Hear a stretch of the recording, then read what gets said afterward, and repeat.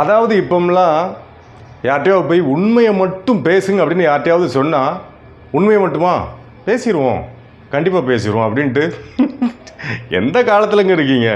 இந்த காலத்தில் உண்மையை மட்டும் பேசி வாழ முடியுமாங்க அப்படின்னு சொல்லி சிரிக்கிற அளவுக்கு ஆயிட்டு. அதாவது ஒரு சிலர் மட்டும்தான், எல்லாரும் கிடையாது. இந்த காலத்தில் மட்டும் இல்லை, அந்த காலத்தில் மட்டும் இல்லை, எந்த காலத்துலேயும் உண்மையை மட்டுமே பேசுகிற மனிதர்கள் இங்கே இருக்காங்க. அதாவது சில நேரம் பார்த்துருப்போம்ல, என்னையா மனுஷன் எவ்வளோ பெரிய அளவுக்கு முன்னேறிட்டார் அப்படின்னு சொல்லி பிரமிச்சு பார்ப்போம் இல்லையா?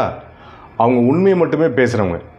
அதாவது ஒரு கிரேட் எக்ஸாம்பிள் என்ன அப்படின்னு பார்த்தீங்கன்னா, பொய் சொல்கிறது நம்ம வந்து மிகப்பெரிய ஒரு பலவீனமாக இருக்கிறதுக்கு ஒரு கிரேட் எக்ஸாம்பிள்.